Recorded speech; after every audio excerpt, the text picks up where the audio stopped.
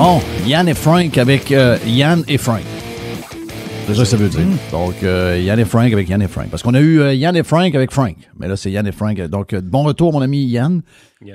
Ça a brassé pas mal depuis que t'es parti. Beaucoup d'émotions. On est la place d'émotion. Même que les supermarchés sont obligés d'envoyer des petits communiqués dans les spotted pour dire d'arrêter d'écraser les casseaux de fraises et patentes de même.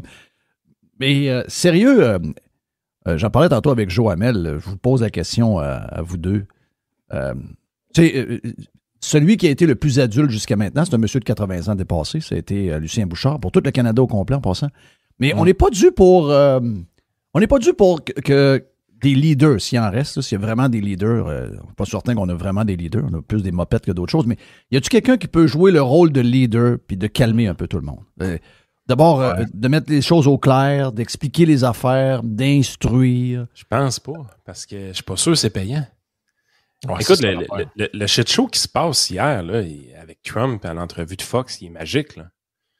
Il sort, il dit, grosso modo, il se fait pousser dans les câbles un peu par la journaliste qui était quand même assez insistante.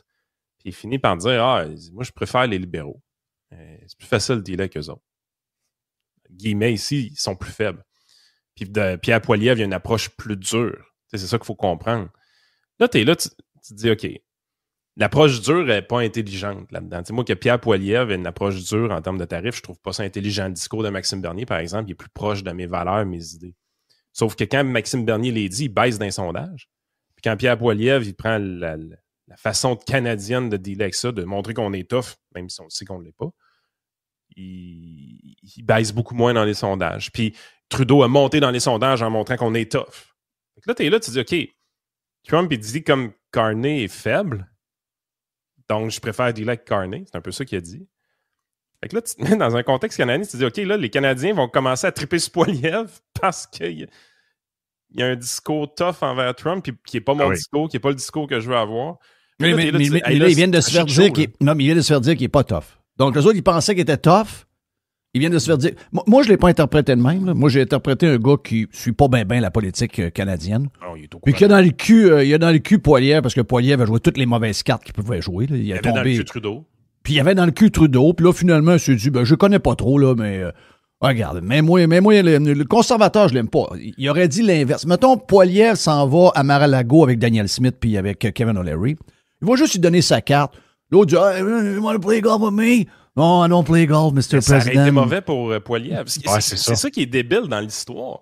C'est que présentement, le fait que Mark Carney passe pour un mou, Poilievre pour un dur, dans le contexte canadien, ça va faire en sorte que les gens vont se remettre à triper sur Poilievre. Pour les mauvaises raisons. Tu penses? Ben oui. Tu penses que ça va virer de même? Les Canadiens veulent qu'on ait une vengeance, qu'on réplique. On pense qu'on est capable de faire plier Trump. Je veux dire, on est dans le champ solide. Là. Le Canada au grand complet pensait ça. Mais ceux qui ont une récompense dans les sondages présentement, c'est ceux qui ont une approche tough comme Doug Ford, qui s'est couché devant Trump en bout de ligne et a montré qu'il était prêt à lui couper l'électricité. T'as une prime au domi. C'est ça en ce moment. Non, mais en ce moment, c'est ça. Plus t'es cave, plus les électeurs te choisissent. En ce moment, c'est ça. Pourquoi? Parce que on est dans la phase arc-en-ciel des tarifs.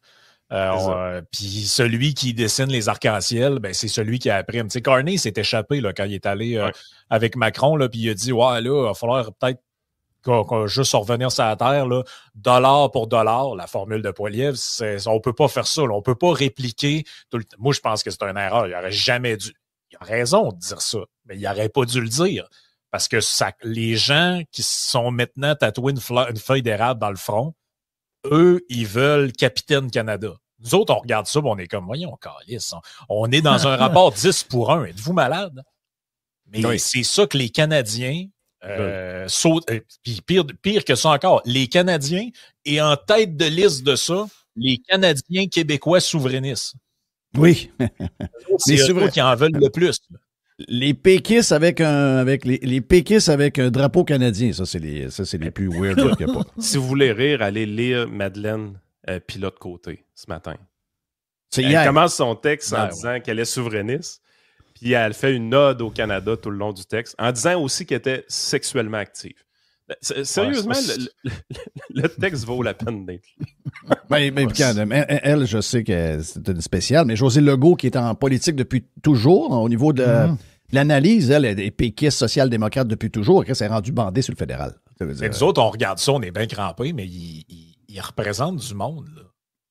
Ouais. Ces gens-là, ils représentent une bonne... Tu sais, je pense que tu disais ça avec ta mère aussi, Jeff, mais je pense qu'elle n'est pas toute seule, là.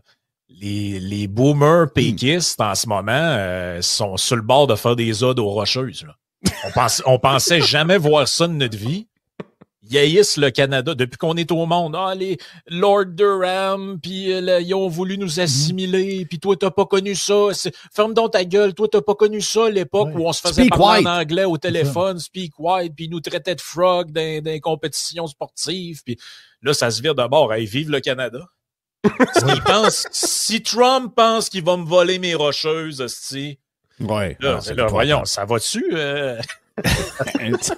mais y a pas, vous autres, vous pensez pas qu'il y a quelqu'un qui peut casser ce genre de feuilleton-là? On va être dans parce que l'émotion, ça dure le temps d'une... ça peut durer 2 ans et demi. À ce point-là?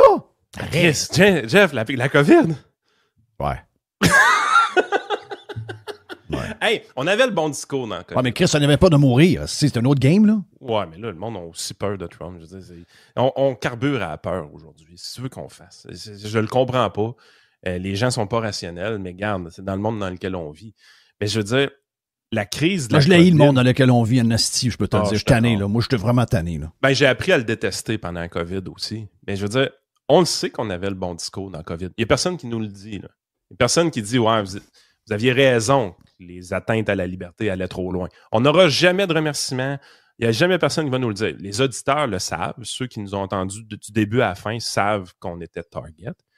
Mais les opposants, eux autres, ils font comme si c'était jamais arrivé. Mais pendant 2 ans, 2 ans et demi, les gens qui étaient le plus proches du bon discours à avoir, ce que Maxime Bernier fait présentement, c'était nous autres.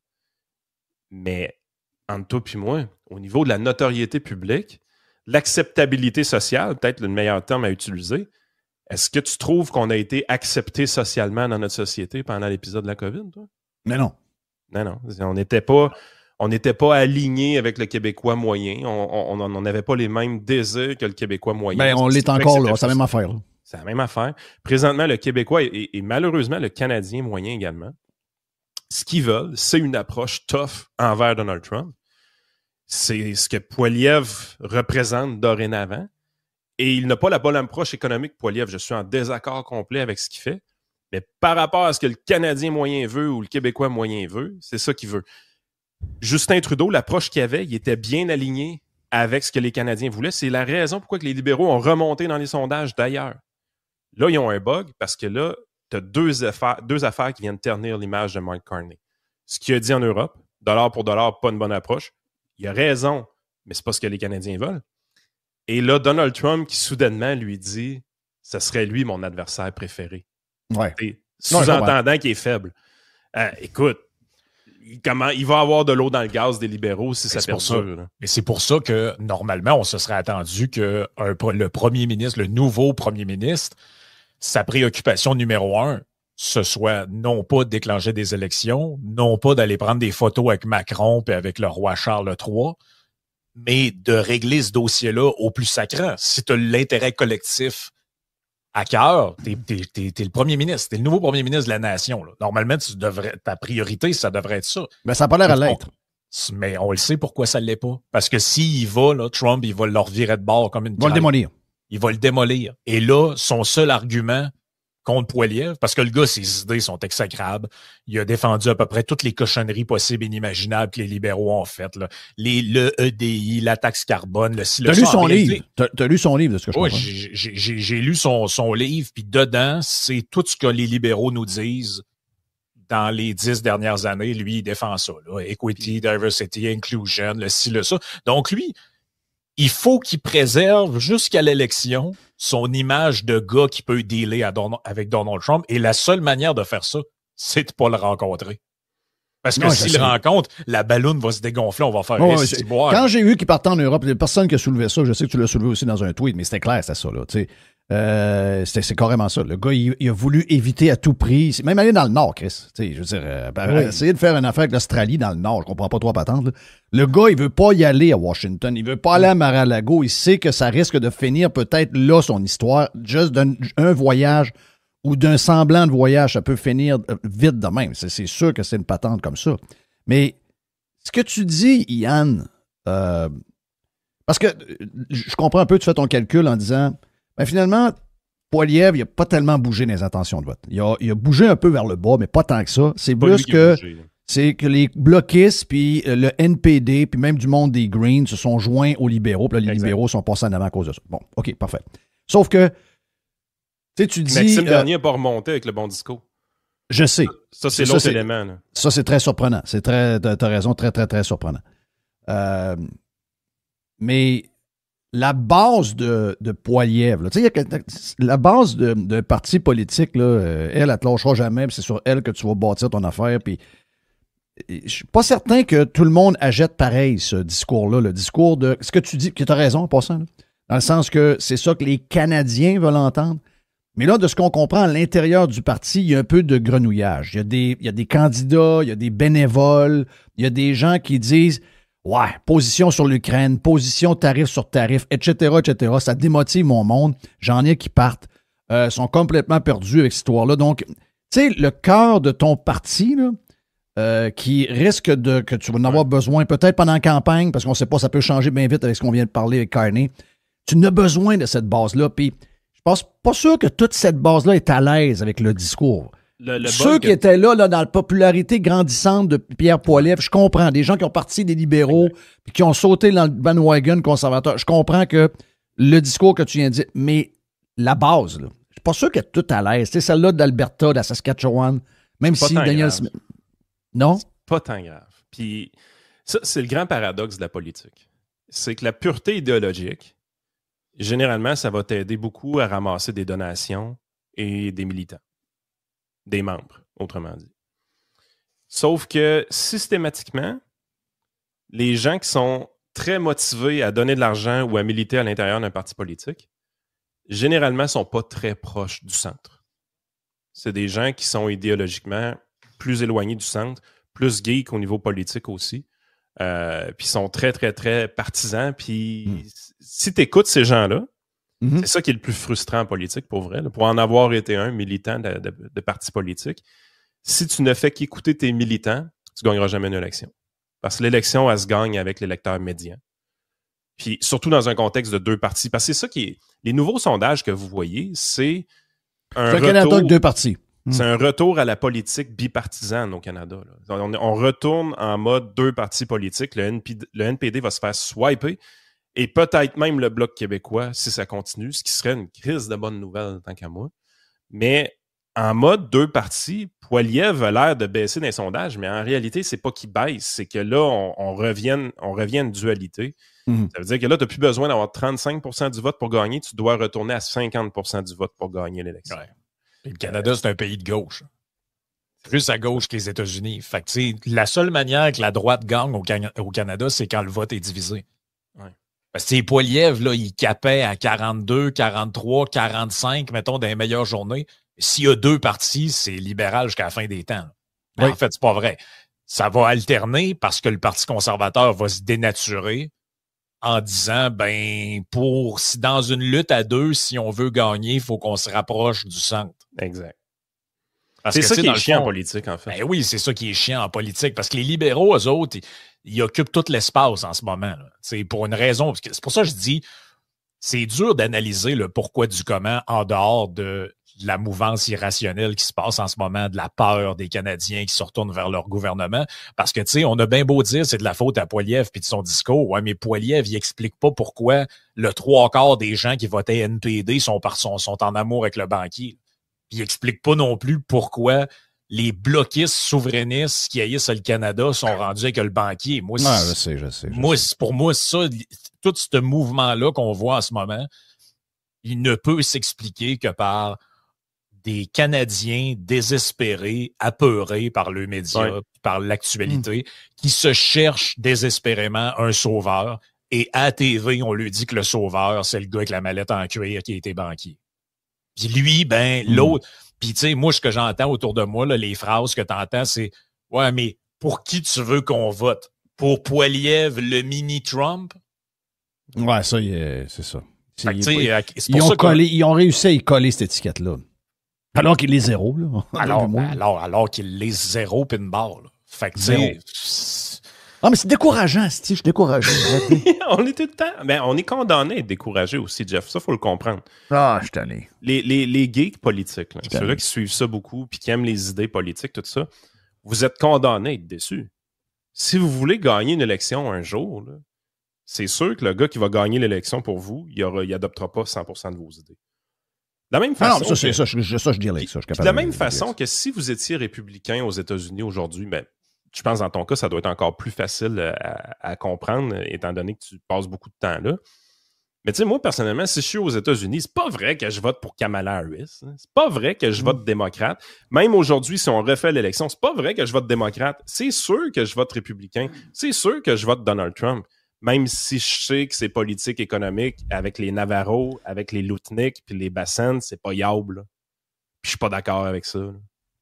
Tu sais, je veux dire, à un moment donné, là, il faut que tu... Non, mais ça, je deal avec ça. Moi, je le dis depuis tout le temps. C'est la même chose ici. Je dis, si, mettons, j'étais aux États-Unis, je voterais Donald Trump et je voterais républicain, même s'il y a bien des affaires de Donald Trump que j'aime pas. Tu sais, tout ce côté-là, le côté péquiste, économique, nationaliste, moi, j'aime moins ça. Il y en a qui trippent là-dessus, il y en a qui comprennent la patente. Ça a l'air que moi, je comprends rien. Mais regarde, je deal avec, mais je veux dire, je le ferais pareil. Tu comprends? Ouais, chez nous... C'est la même chose ici. Ouais, mais chez nous, j'ai un peu fait ça tout le temps. J'ai un peu tout le temps voté... D'abord, moi, c'est mes dernières élections. C'est ma dernière élection provinciale, ma dernière élection fédérale. Après ça, oui, c'est une question d'âge. Mais non, mais un jour, vous allez comprendre. Vous allez approcher mon âge. Donc, 60 ans après ça, regarde, je laisse les jeunes, puis je ferai pas ce que les boomers m'ont fait. Asti, ils ont commencé à m'écœurer, j'avais 15 ans. Ils m'ont écœuré à 25 ans, ils m'ont écœuré à 35 ans, ils m'ont écœuré à 45 ans, puis à 55 ans, j'en ai encore d'impact. Je peux garantir une affaire à mes enfants, puis à leurs petits-enfants.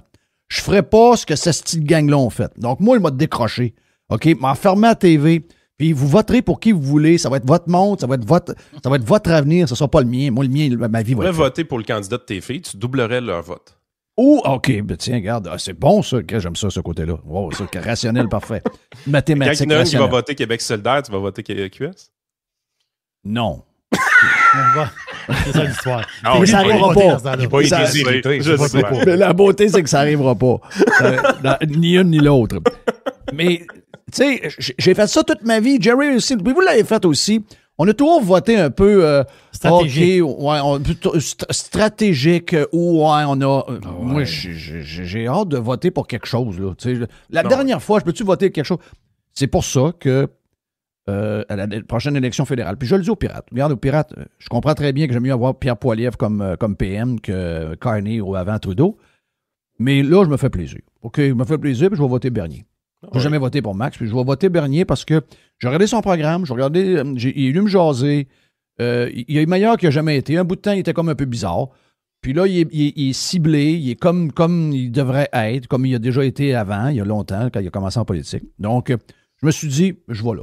Tu sais, je vais là. Puis ça n'a rien à voir avec... ça n'a rien à voir avec le 51e État. J'avais décidé ça avant, là. OK? Ce que ça représente aussi, puis il faut comprendre une chose, c'est que l'électeur moyen de Bernier, si Max Bernier n'est pas là, parce que tu as la théorie de Jason Kenney qu'on a vu sortir, c'est une attaque assez frontale là, envers le PPC.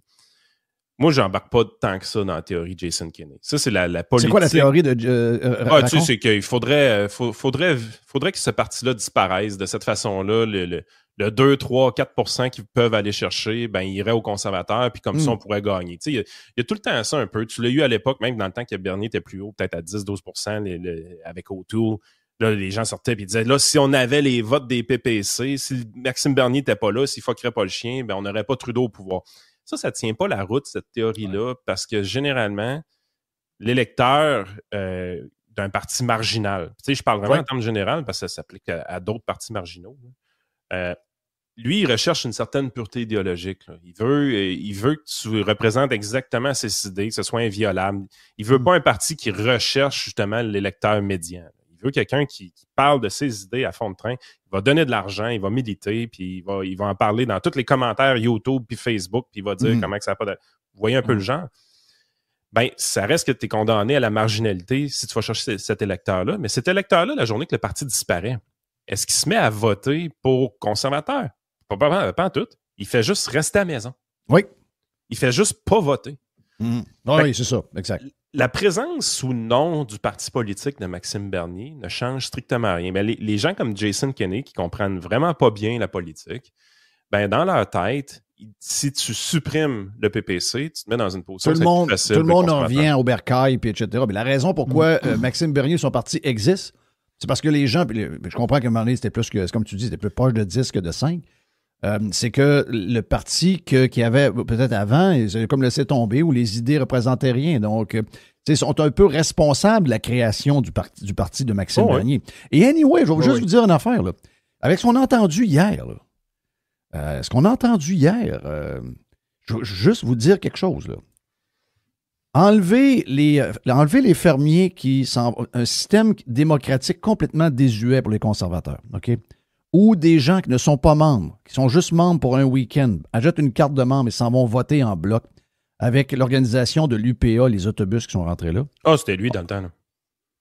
Hein? On n'aurait jamais eu Andrew Scheer. Ben voilà, OK. Donc, c'est arrivé très serré, on s'appelle la patente. Malgré le fait que toute la gang soit arrivée. Vous savez, parlez-en à Sylvain Charbonneau de comment il arrive quand le Food Professor, quand il arrive en autobus pour venir t'intimider, c'était une méchante gang. Donc, ils ont réussi à ne pas le faire rentrer. C'était très serré. Mettons que ça n'arrive pas, ça. Moi, je pense que la gestion de l'offre, n'existe plus. OK? C'est fini. Et c'est quoi le sujet numéro... Quel est le symbole pour donner des ailes aux idées de Trump sur comment ils sont maltraités par le Canada? Il leur dit encore hier dans l'entrevue. Il leur dit encore hier 3 fois. Ben oui, il leur dit encore hier dans l'entrevue. Donc, finalement, Bernier, il avait raison, puis c'est ça qui a fait qu'il a parti un nouveau politique à part ça. Ce que beaucoup de gens reprochent à Bernier, c'est qu'il aurait dû avaler sa couleuvre, puis attendre que Scheer se casse les dents, puis prendre la... c'est clair, il aurait peut-être pu, mais je te dis ce que des gens pensent. Ils ont peut-être raison ou ils ont peut-être pas raison, mais il y a des gens qui pensent qu'il aurait dû attendre, pas partir le PPC, puis quand Scheer se plante, se représenter à chefferie, puis il y aurait probablement eu des chances. Je comprends leur point. Je comprends leur point, mais il faut parler avec Max, soit en privé ou dans un podcast, il le dit pareil. C'est que c'était invivable pour lui. Je suis d'accord, mais ce que je veux dire, c'est qu'il y a des gens, puis je pense que Denis Labelle t'avait déjà dit ça aussi à un moment donné, tu sais, les conservateurs, c'est comme une genre de famille, là. Puis beaucoup de gens lui en veulent parce qu'ils disent il a chié dans la pelle, finalement. Là. Il est les Jason Kenney de ce monde. Là. C'est ça. C'est pour ça qu'il tape un peu dessus tout le temps. Puis que même lui, c'est pour ça que des fois, il fait des attaques sur Poilievre. Je suis comme, moi, pas de temps justifié, celle-là. Là. Que il est pareil comme Trudeau, puis c'est le WEF, puis je sais pas trop. T'es comme ça. C'est pas 100% honnête non plus. Par contre, tu parlais de vote stratégique tantôt. Moi, je pense que le vote stratégique, les gens, ils sont. D'abord, les gens, votre vote vous appartient. Vous faites ce que vous voulez avec votre vote. C'est pas moi qui vais vous dire pour qui voter. Exact. Moi, c'est sûr que. Moi, si tu me poses la question, si Bernier se présentait dans un comté où il y a des chances d'être élu, puis je sais que mon vote peut le faire rentrer, moi, je voterais pour lui, même si mon désir, ce serait plus de voter pour Poilievre dans un autre comté, parce que je veux qu'il soit au Parlement. Je pense qu'on aurait intérêt à ce qu'il soit, comme Duhem devrait y être au Québec. Exact. Mais même, je pourrais te dire, même plus saucé que ça encore, moi, si je suis dans un comté où il y a Stephen Guilbeault et que pour le débarquer, je peux voter pour n'importe qui d'autre, je vais le faire. C'est ça. Ça, c'est un vote stratégique. Ça, c'est stratégique. Frank, t'es rendu à quel âge? 35. T'as 35. À 35, je disais la même affaire. Moi, c'est juste que je suis rendu au bout de ma patente. Je comprends très bien ce que tu me dis là. Parce que plein de monde me le dit. Parce que moi, je tiens à le dire. Je ne dis pas aux gens de voter pour qui que ce soit. OK, les gens votent pour ce qu'ils veulent. Je le fais parce que j'ai trop souvent fait ce genre de patente-là, puis là, je suis tanné. Puis je trouve que Poilievre a joué tellement la trappe, il a tellement été... Parce que là, les gens m'écrivent « Ouais, mais Jeff, dans ton comté, puis là, il me calcule, il s'appelle le gars là, qui est député conservateur. S'il y a une montée, c'est fragile, il peut arriver... Regarde, là, je suis pas sûr que mon vote va faire la différence, là. Non. Mais j'ai le goût de... J'ai juste le goût de faire ça, puis je sais que c'est un vote perdu. Je le sais que c'est un vote perdu. Je comprends ça. Les animateurs de radio ou de podcast comme nous autres, la seule chose qui est le fun dans notre vie, c'est que notre vote, notre choix de notre côté, il est un petit peu bonifié. Dans le sens que quand tu dis ouvertement que tu vas voter pour Bernier, tu sais que c'est pas juste un vote, tu sais qu'il y a peut-être un petit peu plus de votes que ça. Et ça, c'est un privilège que seuls certains gens dans les médias ont réellement. Puis by the way, on s'annule tout entre nous autres, là, parce que quand un bas de côté fait la même chose avec le bloc... ouais, c'est ça. En bout de ligne, ça n'a pas d'impact. Ça n'a juste pas d'impact. Moi, ce qui me fascine, c'est l'analyse politique qu'on peut faire, les mouvements, puis tout ça. Puis c'est ça qui est le plus pertinent puis intelligent là-dedans. Puis à un moment donné, t'es là, tu te dis, fuck, présentement, dans le niveau d'hystérie collective qu'on a, là, la bonne recette politique, ça me fait chier de le dire, parce que c'est contre mes principes, c'est contre mes idées. La bonne recette politique à appliquer présentement, c'est Doug Ford. C'est ce qu'il a fait. C'est ça qui a été payant politiquement en termes de vote. La prime Domi. La prime Domi. Il s'est fait démolir sur toutes ces affaires. Il n'y avait même pas l'électricité pour faire ça. C'était même pas vrai, le 1 500 000. Il n'est même pas en position de faire ça. Même moins en position que le Québec. Sauf que le gars avec son show de boucan idiot, c'est la sortie dans laquelle il a embarqué tous les autres PM du Québec. Ça, c'est extraordinaire. Le gars, il a réussi à embarquer dans sa publicité de campagne parce que c'est ce que c'était. Quand ils sont allés, le voyage à 85 000 pour aller faire le tour de la Maison-Blanche, là. Il a rencontré le gars qui fait le café, puis l'autre qui fait les photocopies. Dépense électorale. Ça, c'était une pub de campagne de Doug Ford, en réalité. Là. Regardez comment je mène tout le Canada. Ils ont réussi à faire passer pour le leader. Ils ont réussi à le faire passer. Lui, il a réussi à se mettre en scène comme étant... Encore hier, il était là-dessus. Ouais, moi, je le sais ce que Trump veut. OK, toi, tu le sais, puis tu le dis pas aux autres, innocents. Ouais, c'est ça. Je le garde pour moi. C'est ça qui est chiant. Puis moi, c'est le bout qui m'intéresse. C'est d'expliquer ce qui se passe. Puis je pense qu'on a plus d'outils après la pandémie pour expliquer ce genre d'affaires-là.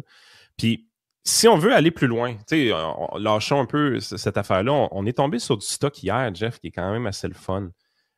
Diana Carney, la femme de Mark Carney. Il n'y a pas beaucoup de monde qui ont fouillé un peu sur elle. Mais moi, j'en ai parlé un peu, pas mal, là, parce que j'avais fait une petite recherche il y a une couple de semaines. Là. Mais je veux dire, il y a très peu de gens qui font ça au Québec. En fait, ce que tu te rends compte, c'est quand que Mark Carney devient directeur de la Banque d'Angleterre, autrement dit, autour des années 2012-2013, les médias anglais ont fait leur job. Les médias anglais ont fouillé tout de leur côté. Ils ont sorti des vieilles citations, des vieux tweets qu'elle a fait aussi, qui étaient protégés à l'époque. Donc, ils ont trouvé le moyen d'avoir accès à des tweets protégés qui n'étaient pas accessibles au grand public. Il y a des affaires louches autour de cette madame-là. Là. Notamment, écoute, c'est de la vraie gauche caviar. C'est une gauche élitiste incroyable. Imagine-toi, là, c'est la femme, depuis 31 ans, c'est la femme du grand banquier canadien qui devient le grand banquier d'Angleterre. Puis on se demandait c'était quoi le lien. Ben c'est elle, dans le fond, elle est British, cette femme-là. Donc, Carney a la double nationalité à cause de ça. La femme du grand banquier... Il y a triple nationalité. Il y a celle de ses parents qui ont été donnés, qui est irlandaise. OK. Et par le fait même, donc Grande-Bretagne, par après Canada, où il a été élevé dans le territoire du Nord-Ouest. En tout cas, c'est compliqué, en affaire, là. Mais le gars, la fille, elle a les deux mains dans le mouvement Occupy Wall Street en 2012. Oui. Le mouvement anti-bancaire le plus grand de l'histoire. Là, tu sais, je veux dire, ouais, mais t'es la femme du banquier central anglais. Ouais, c'est une hippie de gauche anti tout ce que son mari représente. Là. C'est ça qui est bizarre. Elle est très Pauline Marois. Tu sais, Pauline Marois n'était pas aimée au Québec, là, tant que ça. Là. Elle n'était pas aimée non plus au Canada anglais. Comment est-ce qu'on fait pour les gens qui votent NPD? Là? Comment est-ce que vous faites pour aimer Mark Carney alors que sa propre femme se lamentait sur les réseaux sociaux en 2012-2013 que l'allocation de 7 700 $ par semaine de Mark Carney pour se loger, c'est de l'argent, là, 7 700 par semaine, était insuffisante pour qu'elle puisse se trouver quelque chose de décent pour rester avec sa famille. Alors, elle avait fait le tweet, ce que je comprends, c'est qu'elle avait fait le tweet pour essayer de dénoncer. Elle l'a vu sur son côté activiste. Là. Ouais. Le côté que les propriétaires, puis les grands groupes d'immobilier, puis les affaires-là fourraient tout le monde, puis que les petites familles n'était pas capable de se loger, puis qu'elle avait un gros montant, puis qu'elle-même n'était pas capable. Sauf qu'elle avait oublié de nous dire c'est quoi qu'elle recherchait. Là. Écoute, ouais, c'est parce qu'on s'est amusé un matin à regarder un peu là, sur puis là, ça, elle écrit ça en quoi, 2012? 2013. Excuse-moi, en 2013, les prix étaient pas mal moins élevés qu'en 2025. Là. Et moi, un matin, je m'amusais pendant qu'on faisait le podcast, on enregistrait, je suis allé voir à Londres sur des sites qui font du rent, là, de la location, avec des super penthouse, puis des super patentes sur plein de levels avec 3-4 chambres, puis le balcon. Il pouvait aller à la banque à pied, puis le prix qu'elle donne, c'est ça par mois. Là. Oui. Et elle, tu sais, c'est l'avait par semaine. C'est du 6-7 000. Tu peux avoir de quoi là, de génial au cœur de Londres. Alors qu'elle, elle était... livres par mois. Elle disait, moi, j'ai ça par semaine, je suis pas capable de louer ça. Voyons. Puis il y a 15 ans. Et elle était pour la décroissance. Le livre que tu as fait, elle aurait pu être citée dedans parce que c'était une avocate de la décroissance, de vivre très au minimum. Donc, elle en fait, tout le monde dit, mais elle est chic, elle est hippie, mais elle est pour une consommation au minimum. Et là, Chris, c'est pas ça pantoute pour où est-ce qu'elle vivait, là. Consommation au minimum, le penthouse à 5 000 $ par semaine. Par semaine. Puis, au début des années 2000, la fille a publié dans des journaux académiques. Elle a 5-6 publications de son côté. Puis quand tu lis les titres, tu te dis, aïe, man, c'était une woke avant l'heure, là. C'est une woke des premières heures. 2001, 2002, 2003, dans ces années-là, là, les publications loufoques woke qu'on peut voir au niveau académique en 2018, 2020, 2022, là, elle faisait ça de son côté en 2001, en 2002, en 2003. C'est une woke de la première heure, cette femme-là. C'est hallucinant. Moi, ça me fait capoter. Fait que de voir ça, je trouve ça fascinant. Et la presse canadienne ne fait pas sa job. Ben non. La presse anglaise le fait. Tu sais bien qu'ils ont tous vu ça. Voyons, Yann. Ils l'ont vu. Ils ont tous vu ça. Ils ont tous ça entre les mains. Ils en parlent pas. C'est capoté, pareil. C'est capoté. Moi, j'en reviens pas de l'état. Hey, on est là, on n'a pas d'équipe de recherche, mais on trouve tout ça facilement. Voyons. On va dire, commande. Eh bien voilà pour Yann et Frank sur la version live de Radio Pirate. Il nous reste encore 35 minutes avec eux autres. Donc, on a 1 heure dépassée avec les boys sur la version Prime.